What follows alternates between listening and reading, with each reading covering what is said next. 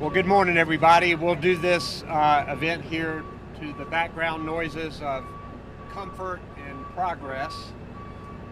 We know that Helene has been the deadliest and most devastating storm in North Carolina history. Because of heroic rescue work, our first responders, soldiers, search and rescue teams, and even neighbors, thousands of lives have been saved. Because of the unprecedented and coordinated effort among state, local, and federal workers, along with charities and volunteers, millions of pounds of food, water, medicine, and supplies have been delivered. The North Carolina Department of Transportation worked to clear roads so utility crews could reconnect homes and businesses to power. Just after the storm, more than 1 million customers were without power. This morning, that number is now down to 5,400. The NCDOT has already reopened more than 750 of the 1,200 roads that were closed after the storm. They have more than 2,000 employees using 900 pieces of heavy equipment, hundreds of contractors, all sometimes working in the rugged mountain terrain to get this job done. We have 28 school districts that closed following the storm that are now open. 7 more to go. My request to the federal government resulted in the fastest and largest integration of United States military soldiers with the North Carolina National Guard in North Carolina history. More than 3,100 soldiers and airmen have been working here in a joint task force led by the North Carolina National Guard and is made up of soldiers and airmen from 12 states. The Biden-Harris administration has responded quickly and positively to our request. From FEMA, which has had 1,400 staff on the ground and has registered 206,000 people for individual assistance, and distributed $124 million directly to people who need it, while providing temporary housing to more than 5,300 people, to the SBA that has registered 5,000 businesses that have asked for assistance, to the quick response when North Carolina requested United States military help by sending 1,500 soldiers, to the EPA helping to repair water systems, to the United States Department of Transportation providing $100 million in emergency funds with much more to come, to DHS for turning on the emergency DSNAP benefits for people who are hungry, to the Army Corps of Engineers helping with water systems and other challenges, with getting from President Biden 100% FEMA assistance for 6 months and a lot more.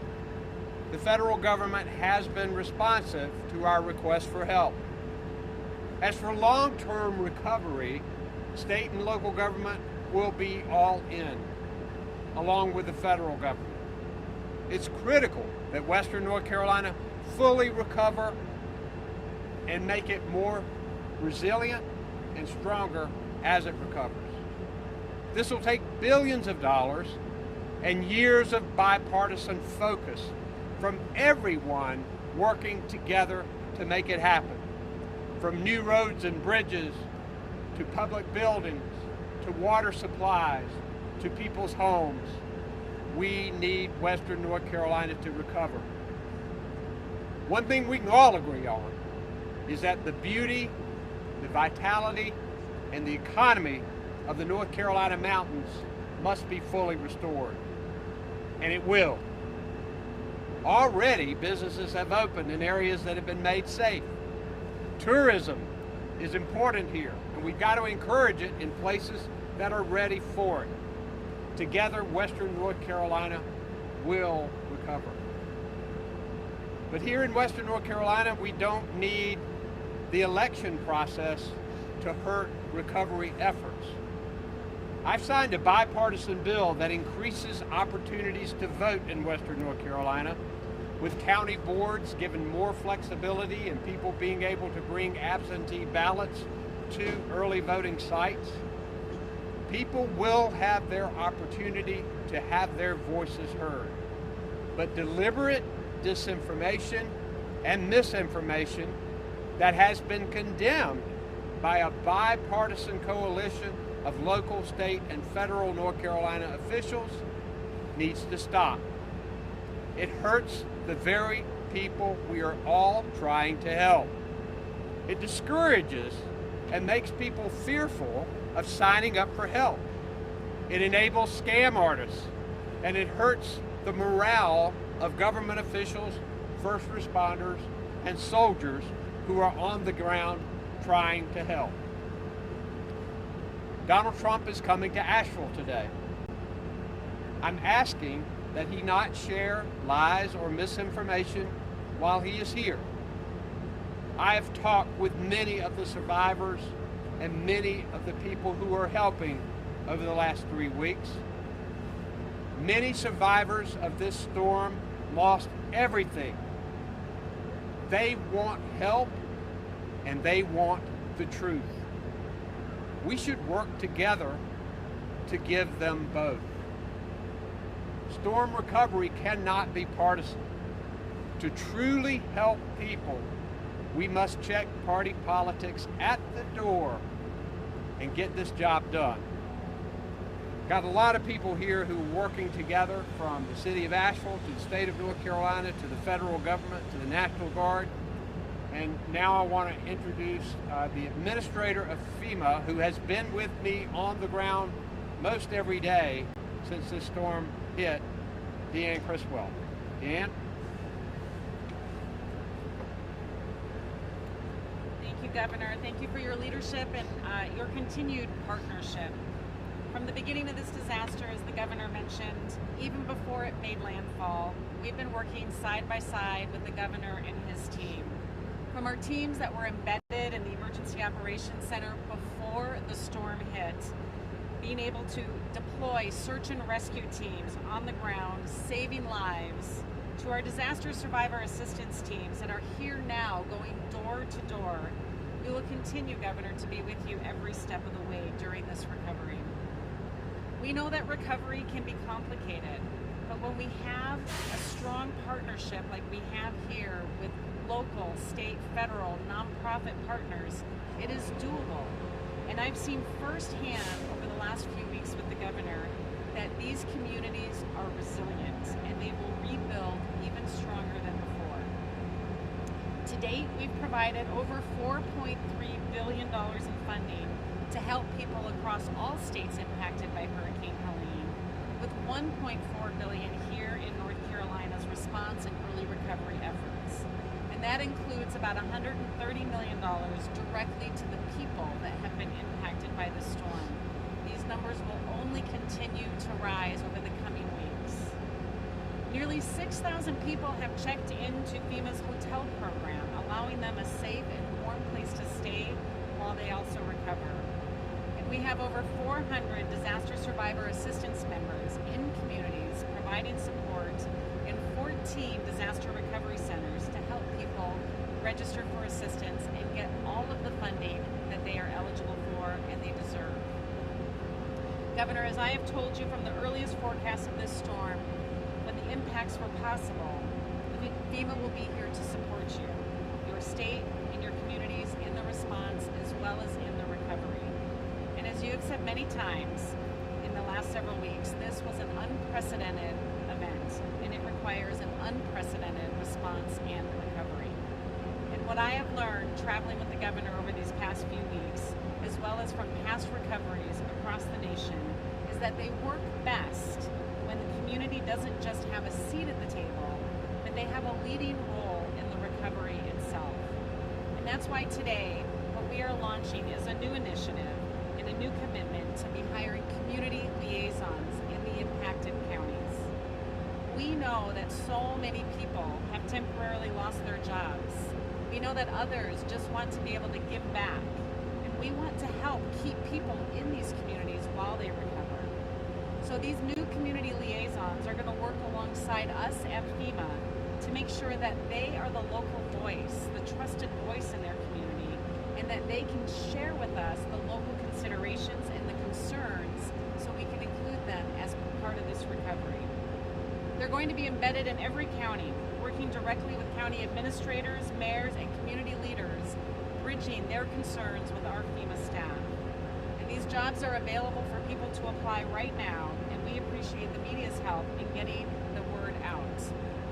In the weeks and the months to come, I anticipate that we are going to hire even more people across these communities because we know that recovery works best when we do it with the community at the table, helping us understand what their needs are. So thank you, Governor, again for your leadership, and as the President has said, we will be with you every step of the way in this recovery. We'll now hear from our Department of Public Safety Secretary, Eddie Buffalo. Thank you, Governor. Good morning. Our State Emergency Operations Center and our Regional Coordination Center in the West remain activated in supporting both response and recovery efforts here in the West. Our disaster recovery centers will continue to remain open this week. We have 15 currently open with an additional 3 in Madison, Rutherford, and Yancey counties.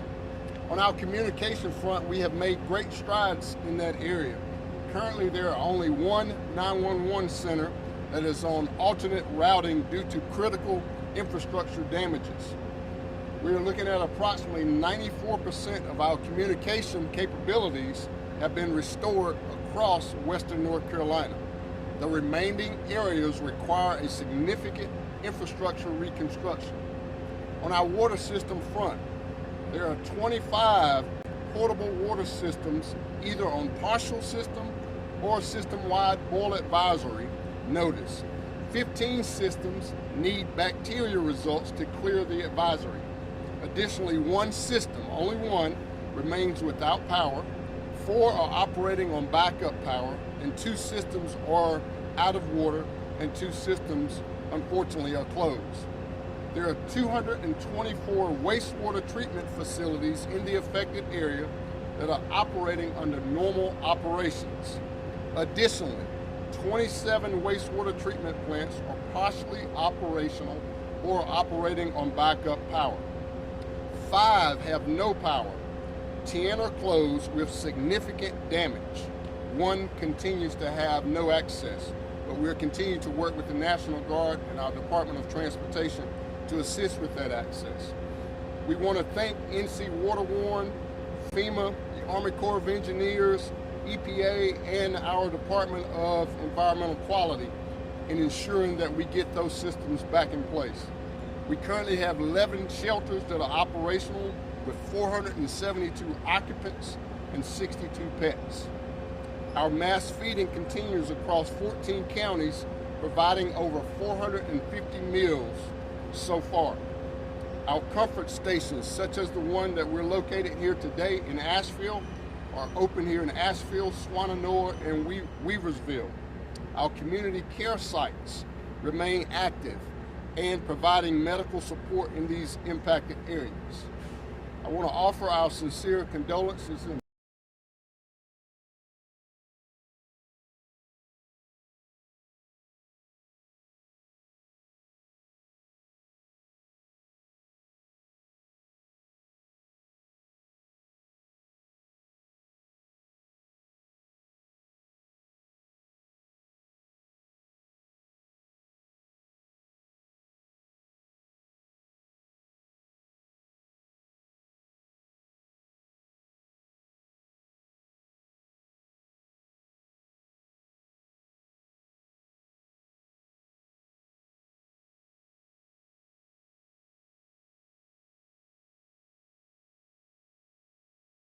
to be great public servants and continue to work out here each and every day to restore our roads. We do have over 250 transfers from other parts of the state that are out here working. We have almost 400 central employees that are working in support of Helene recovery. In addition to that, we currently have 80 Kentucky Transportation Cabinet employees that are assigned to North Carolina helping out from Kentucky. We're very appreciative of what they're doing. And also the North Carolina National Guard and the U.S. Army are helping to rebuild roads and remove debris from our highways, and we're grateful for that. Lastly, our heavy highway contractors in North Carolina are working hard. They are with us each and every way, rebuilding roads all across western North Carolina. As the governor said, at the height of the storm, we had more than 1,200 closures, and now that number is less than 500. Our crews have identified more than 7,400 damage sites here in western North Carolina. That includes more than 650 bridges and over 700 culverts. Of those bridges, we expect 120 of them at least to need to be replaced. Our field assessments are now complete, and so with that, we do have initial estimates. These are very preliminary numbers, but we're estimating to be about $5 billion to restore our transportation infrastructure here in North Carolina. Last Friday, you may have noticed with the progress we've made, we've lifted the essential travel zone in western North Carolina. However, I do want to say that hazardous conditions still exist, and we have a lot of ongoing work on those 500 plus roads that are left. Please use caution if you're traveling in western North Carolina. Please be aware, please plan your trip because it may take you longer because of the work. We continue to have special messaging for truckers, especially since I-40 and I-26 remain closed near the Tennessee border. So if you're a trucker, I encourage you to go to drivenc.gov and look at that special messaging for routing. On the DMV front, this morning, the Asheville Driver's License Office opened at 7 a.m. Happy to report that. We still have 2 driver's license offices closed, one in Burnsville and one in Spruce Pine, and we have one license plate agency closed, and that's in Marshall. So we've done a lot of recovery on that end. There's been more than 3 weeks here for this recovery. We're grateful for the support and assistance for everybody. I also need to mention the local governments, the fire departments, the businesses that assisted, especially early in the process. Even the private citizens helped to clear roads and restore transportation all across western North Carolina, and we're grateful for that. With all the progress we've made, we do have a long way to go, and we plan to be here to the end. So thank you very much. Finally, we'll hear from the Adjutant General of the North Carolina National Guard, General Todd Hunt. Thank you, Governor, and good morning. I want to emphasize that the National Guard was here the night of the storm in Asheville and in the surrounding areas, and will remain vigilant in the area until our mission is complete. In working with our locals, I'd like to give you some statistics of what the National Guard has done. Right now, like the governor said, we have 3,100 approximately soldiers in the region. Our soldiers and airmen, again, are working with locals to help distribute almost 9,000 tons of commodities that we have done so far. We have moved 841 people to shelter. We have flown over 1,200 flight hours, which means we have flown over 440 air missions in the region. We have cleared 1,800 routes, and we've rescued 746 people. We have approximately 1,200 vehicles still in the region and 12 helicopters that are supporting us on a day-to-day basis. As of right now, our priority is going to be maintain and stabilize the road system, working with DOT and the Highway Patrol, obstacle clearance, and humanitarian aid and assistance in the region. Some of the clearance we're talking about is we're helping with our engineer assets to redo some culverts and ditches in case there is another rainstorm. There's not a flooding event that occurs again. We're also working with the Army Corps of Engineers in areas like Lake Lure and Chimney Rock, along with our DOT partners. Again, our priority is to reestablish some lines of communication or some areas of access that have been cut off so that citizens can get back onto the roads. In closing, I want to thank the soldiers and airmen of the North Carolina National Guard and our active duty partners that have come to the region. We will continue to maintain our vigilance here and support the citizens of North Carolina. So thank you very much. Thank you, Governor. Thank you, sir. We're grateful for our Guard, their families, and their employers who let them get off work in order to go on active duty. Be glad to have questions. We're going to start here with WLOS. Governor, there's 2 days ago, Trump said your office was blocking people in money from coming into North Carolina for people in desperate need. You said that's a flat out lie. What do you hope people need for us to do? That is a flat out lie. And what I hope he does is to approach this in wanting to make sure we help people. When you are making people believe that help is not coming, often they can turn to scam artists. We're working very hard with FEMA, with volunteer groups to make sure that people have everything that they need.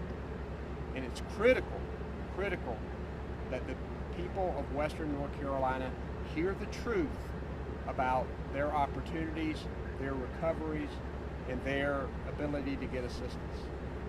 Next, Blue Ridge Public Radio. Governor, can you also say what's the official state? As Secretary Buffalo just gave it to you, from our 211 center, it's 26 people who are unaccounted for at this point in time. Governor, while the former president is in town, are you planning on meeting with him, and why or why not? I had no plans to meet with him. We are working on recovery. I haven't had a whole lot of time for politics lately. USA Today. What is the next administration in North Carolina federally in terms of the administration? Say that one more time, I'm sorry. What does the incoming administration in North Carolina and federally next year need to do to ensure the recovery efforts continue space?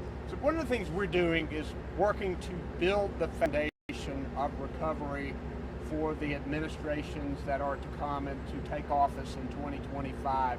I think it's critical to lay out that blueprint, critical to get commitments of every stream of funding that we possibly can to help Western North Carolina recover. Not only was there a lot of devastation, but the terrain and topography of the North Carolina mountains is unique. So the investment, particularly to make it more resilient, is going to be greater. So that commitment of resources and that plan of action is going to be critical for the administrations at the state and federal level that are to follow. With the unique terrain of Western North Carolina, will all the roads and bridges be able to be rebuilt, or will there be other options? So we're going to work on making sure that everything is rebuilt, also keeping in mind resiliency. We know where this water can go now, so bridges have to be rebuilt in a stronger way. It may be that routes have to be redetermined as to where it goes, but I think the idea is that in order to connect the people of the mountains, which is so important, we need to invest to be able to do that. And I'll call on Secretary Hopkins if he wants to comment on that. Yeah, I'll just add, thank you, Governor. I'll just add this. You know, transportation is vital to what we do each and every day. None of us got here without using our transportation network. None of us will leave. The clothes we wear come on our transportation network. Our food does. We get to emergency services, schools where we work. We're going to do everything we can to rebuild the transportation network here in Western North Carolina. Thanks, y'all. That's the time we've got today. Thank you, guys. Appreciate it.